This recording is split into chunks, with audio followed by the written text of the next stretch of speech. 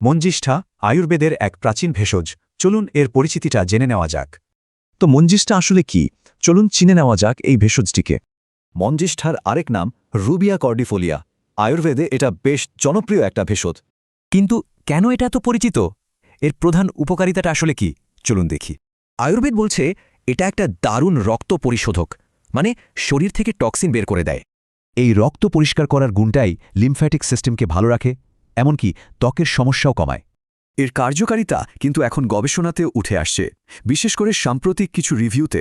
শুধু মঞ্জিষ্ঠাই নয়, এই রিভিউতে নিম, হলুদ বা আমলকির কথাও বলা হয়েছে। আচ্ছা, তো এটা ব্যবহার করতে হবে কিভাবে? চলুন একটা প্রচলিত পদ্ধতি দেখে নিই। সবচেয়ে সহজ উপায় হল এর কাত বা কাশায়াম তৈরি করে পান করা। কিন্তু প্রশ্ন হল, এই কোয়াত কি সবাই খেতে পারবে? যেহেতু এটা বেশ শক্তিশালী একটা ভেষজ, কিছু বিশেষ সতর্কতা মানতেই হবে। যেমন গর্ভাবস্থায় বা কিডনি, লিভারের মতো ক্রনিক অসুখে এটা এড়িয়ে চলতে হবে।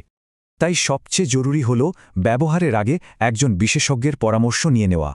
বিশেষ করে আয়ুর্বেদিক বা ন্যাচুরোপ্যাথি বিশেষজ্ঞের সাথে কথা বলে নেওয়াই ভালো। তাহলে ভাবার বিষয় হল, এই প্রাচীন জ্ঞান আজকের দিনেও কতটা প্রাসঙ্গিক?